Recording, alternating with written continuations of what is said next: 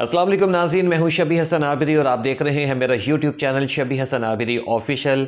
नाज़रीन, अगर आपने ये मेरा चैनल अभी तक सब्सक्राइब नहीं किया है तो इस चैनल को सब्सक्राइब करें, बेल आइकॉन प्रेस करें और वीडियोस को ज़्यादा से ज़्यादा लाइक करें और शेयर करें। नाज़रीन, आज मैं बात करूंगा एक दफ़ा फिर सानिया सियालकोट के हवाले से। सानिया सियालकोट में गुज़श्ता 4 दिन से आप मुसलसल सुनते रहे हैं क्या हुआ, कैसे हुआ, किसने मारा, क्यों मारा। लेकिन आज एक बिल्कुल ही डिफरेंट पिक्चर मैं आपके सामने रखने लगा हूं, जो कि उस सिनेरियो से, उस पिक्चर से बिल्कुल ही उलट है जो आज तक हम देखते आए हैं या सुनते आए हैं। और ये जो सारी पिक्चर मैं आपके सामने रखने लगा हूं, एक नई कहानी जो मैं आपके सामने रखने लगा हूं, ये कोई सुनी सुनाई कहानी नहीं है, ये मन घड़त कहानी नहीं है, या किसी ऐसे शख्स से सुनी हुई कहानी नहीं है जिसका उस फैक्ट्री से कोई ताल्लुक ना हो। ये बात जो मैं आपको बताने लगा हूं, ये फैक्ट्री के अंदर के ज़राए से, अंदर काम करने वाले लोगों ने बताई है। 2 चीज़ें। नंबर 1, प्रियंका कमारा इस फैक्ट्री का मुलाजिम ही नहीं था। नंबर 2, प्रियंका कमारा ने गुस्ताखी नहीं की थी। तो ये 2 चीज़ें हैं जिनकी बुनियाद पर जो है वो ये कहा जा रहा था कि जी एक तो इसने गुस्ताखी की, दूसरा वो इस कंपनी का एक्सपोर्ट मैनेजर था और वो इस बेचारा इस अंजाम को पहुंचा है। अच्छा, सवाल यहाँ पर ये जन्म लेता है कि अगर तो वो इस फैक्ट्री का मुलाजिम नहीं था तो वो फिर पाकिस्तान में क्या कर रहा था, वो इस फैक्ट्री में क्या कर रहा था। तो इस सवाल के नाज़रीन 2 जवाबात हैं। पहला जवाब तो ये है कि नाज़रीन आपको भी इस चीज़ का पता होगा कि बांग्लादेश, श्रीलंका या जैसे जो दीगर ममालिक हैं वो एक्सपोर्ट में पाकिस्तान से बहुत ज़्यादा आगे निकल चुके हैं और उनकी एक्सपोर्ट पाकिस्तान की निस्बत बहुत ज़्यादा बढ़ चुकी है। पाकिस्तान बहुत ज़्यादा पीछे उनकी निस्बत रह चुका है एक्सपोर्ट के मामले में।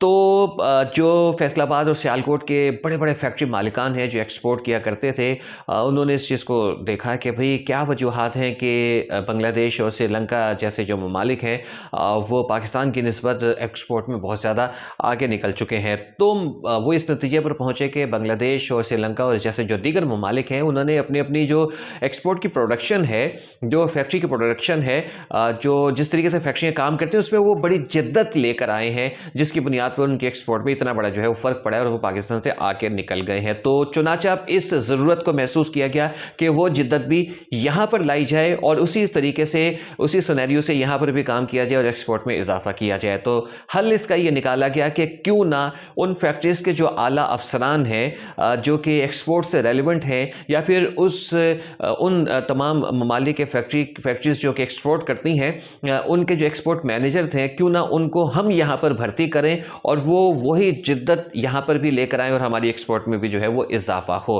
तो इसके तहत फैसलाबाद और जो सियालकोट की बड़ी बड़ी फैक्ट्रियाँ हैं उन्होंने बांग्लादेश और श्रीलंका के जो एक्सपोर्ट करने वाली कंपनीज़ थी, एक्सपोर्ट करने वाली जो फैक्ट्रियाँ थी, वहाँ के जो बड़े अफसरान थे जो एक्सपोर्ट से रेलिवेंट थे, उससे रिलेटेड थे, जो उनके एक्सपोर्ट मैनेजर्स थे, बड़ी बड़ी तनख्वाहें उनको ऑफ़र की और यहाँ पर लाकर उन्हें जो है वो नौकरियाँ दी और उनसे काम करवाना शुरू किया, जिसमें प्रियंका कमारा भी एक था।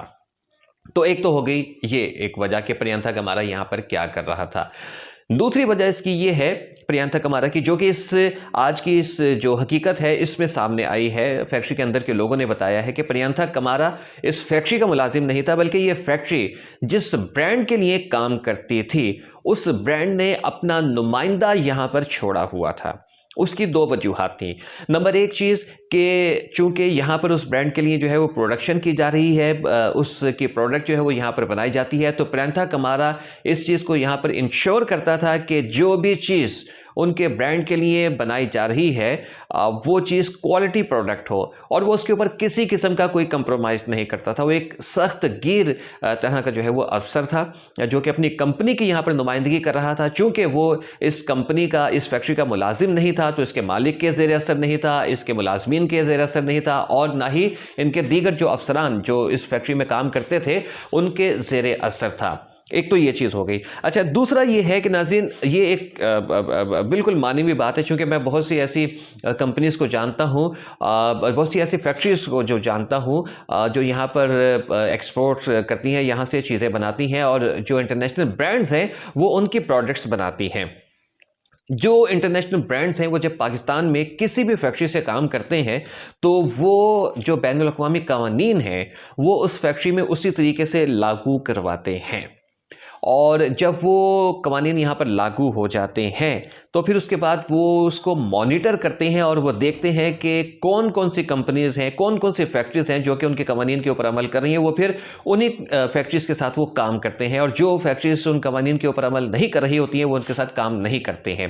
तो अच्छा, वो कवानीन भी जो है वो कोई ऐसे कवानीन नहीं है जिनके ऊपर अमल करना बहुत ज़्यादा मुश्किल हो, या फिर जिनके ऊपर अमल करने से फैक्ट्री को नुकसान हो रहा हो या पाकिस्तान को नुकसान हो रहा हो। वो इंसानियत की बुनियाद पर जो है वो बनाए गए कवानीन है, इंसान दोस्त, मजदूर दोस्त वो कवानीन है जिनके ऊपर ये फैक्ट्रियाँ जो हैं वो चलती हैं, और फिर ये एक्सपोर्ट जो है वो सारी होती है। वो कौन कौन से कवानीन है? वो ये है कि जो मजदूर वहाँ पर काम कर रहे हैं उनकी दिहाड़ी जो है वो मुकम्मल उनको मिल रही हो। ऐसा ना हो कि मजदूर जो है वो ज़्यादा मेहनत कर रहे हैं और उनको मुआवजा कम दिया जा रहा है।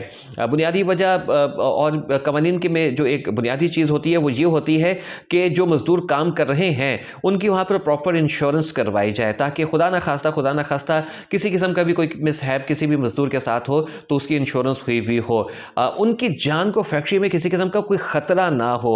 मजदूर दोस्त माहौल जो है वहाँ पर उनको मुहैया की जाए, महफूज माहौल उनको वहाँ पर मुहैया किया जाए। और अगर जो मजदूर मशीनरी पर, किसी ऐसी मशीनरी पर काम कर रहे हैं जिसमें जो है वो जान जाने का ख़तरा हो, तो वहाँ पर लाजमी है कि उनकी इंश्योरेंस हुई हुई हो, और फिर जो तिब्बी सहूलियात हैं उनको तमाम जो वर्कर्स हैं, तमाम जो मजदूर हैं वहाँ पे काम करने वाले, उनको मुहैया की जाए। जबरी मुशक्क़त किसी भी सूरत में किसी भी मजदूर से ना ली जा रही हो, और दूसरा चाइल्ड लेबर उस फैक्ट्री में ना हो रही हो।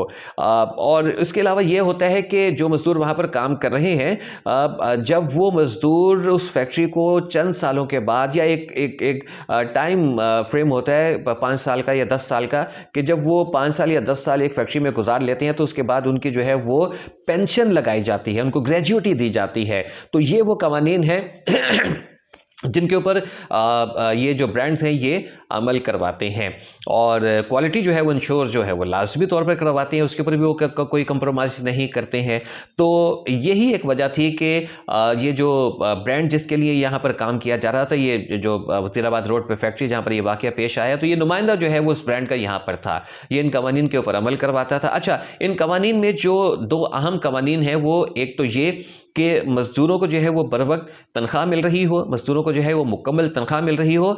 तो दूसरी जानिब ये भी था कि जो मज़दूर हैं वो भी काहिल ना हो। मज़दूर अगर 8 घंटे ड्यूटी लेनी है तो फिर मज़दूरों ने सर खुजाए बगैर 8 घंटे ड्यूटी करनी है। उनको दरमियान में आधे घंटे की जो है वो लंच ब्रेक ज़रूर मिलनी है, लेकिन उस लंच ब्रेक के अलावा उन्होंने कहीं पर बैठ के गप्पे शप्पे नहीं मारनी, उन्होंने कहीं पर जो है ना वो बाहर जाके आराम नहीं करना, कुर्सी के साथ टेक लगा के, जिस तरह से हमारे यहाँ पर माहौल है कि काम जो है वो इतने रिलैक्स होकर करना है कि 4 घंटे का काम जो है वो 8-10 घंटों में जो है वो करना होता है। लेकिन चूँकि ये कंपनीज जब काम करवाती हैं तो फिर ये 10 घंटों का काम आपसे 8 घंटों में करवाती हैं। बेशक ये आपको जो है वो तमाम सहूलियात मुहैया करवाती हैं जिस फैक्ट्री में आप काम कर रहे होते। तो ये वो कवानीन थे, ये वो उसूल थे जिनके ऊपर ये प्रियांथा कमारा बड़े सख्ती से अमल करवाता था। और दूसरी बात ये है कि प्रियांथा कमारा से जो वहाँ के वर्कर्स थे वो तंग थे, क्योंकि वो सख्ती से काम लेता था। प्रियांथा कमारा से वहाँ के जो अफसरान थे वो तंग थे, क्योंकि उसूलों के ऊपर वो काम लेता था। प्रियांथा कमारा का जो इस फैक्ट्री का जो मालिक था वो प्रियांथा कमारा से बहुत ज़्यादा तंग था, क्योंकि प्रियांथा कमारा जो है मज़दूरों के हवाले से किसी भी किस्म के जो कवानीन थे उसमें से किसी के ऊपर भी वो कंप्रोमाइज़ नहीं करता था। तो ज़ाहिर बात है, एक मालिक जिसकी जेब से जो है वो पैसे जा रहे हों उसको तो चीज़ें बुरी लगेंगी कि भाई अगर तो वो किसी इंटरनेशनल ब्रांड के लिए काम नहीं करेगा तो जिन पैसों में ये मजदूरों से काम करवा रहा है, तो मेरा तो मानना यह है कि उससे आधे पैसों में ये काम करवाए। लेकिन यह है कि चूंकि वो एक्सपोर्ट कर रहा था, उस ब्रांड के लिए काम कर रहा था, उस ब्रांड का ये नुमाइंदा यहाँ पर था, तो वो मालिक से जो है वो इस चीज़ों के ऊपर कंप्रोमाइज़ नहीं करता था। तो ये तो होगी उसके यहाँ पर आने की वजह। सूरत हाल ये है कि जब इन चीज़ों से जब ये सारे ही तंग थे तो इन्होंने प्लान ये बनाया था कि इसको हम किसी तरीके से यहाँ पर जो से यहाँ से हमने भगाना है। कोशिशें पहले भी बहुत होती रही, लेकिन जो है वो यहाँ से इसको भगाने में कामयाब नहीं हुए। और अब ये फैक्ट्री का जो विज़िट होना था, जो जिस ब्रांड के लिए काम कर रहा था, उस ब्रांड के जो अफसरान थे, जो मालिकान थे, उन्होंने यहाँ पर आना था, उस टीम ने यहाँ पर आना था। तो उसके लिए यहाँ पर वो सफाई सुथराई हो रही थी। उसके लिए जो है उसने एक पोस्टर सिर्फ उतारा था। ये भी एक कहानी घड़ी गई है कि उसको जो है वो कूड़ेदान में फेंका गया था। उसको कूड़ेदान में नहीं फेंका गया था, उसको सिर्फ उतारा था, इसने सिर्फ और सिर्फ वो पोस्टर उतारा था और पोस्टर के उतारने पर इसको गुस्ताख डिक्लेयर कर दिया गया। प्लान ये था, और ये मामला जो है वो उस दिन नहीं हुआ जिस दिन इसको जो है वो हलाक किया गया, ये उससे पहले ये मामला पेश आया।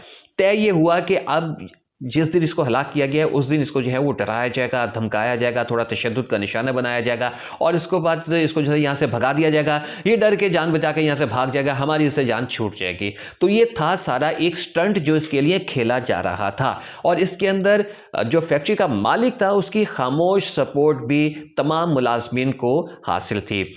इसका मुशाहिदा हमें इस तरीके से होता है कि जब ये 3, 4, 5 घंटे तक ये सारा सिनेरियो चलता रहा, इस शख्स को मारते रहे, तशद्दुद का निशाना बनाते रहे, ऊपर से छत से नीचे फेंक दिया, घसीट कर बाहर ले गए, एहतजाज हुआ, तकरीरें हुई, फैक्ट्री का मालिक कहीं पर हमें नजर नहीं आता है। तमाम फुटेजेस हमारे सामने हैं, फैक्ट्री का मालिक हमें कहीं पर नजर नहीं आता है कि वो कहीं पर आया हो, उसने हुजूम को रोका हो, उसने मुज़ाकरात करने की कोशिश की हो, उसने इसको बचाने की कोशिश की हो, उसने किसी तरीके से सूरत हाल को कंट्रोल करने की कोशिश की हो। हमें फैक्ट्री का मालिक कहीं पे नजर नहीं आया। इस चीज़ का सबूत है कि फैक्ट्री के मालिक की खामोश सपोर्ट इस हजूम को हासिल थी।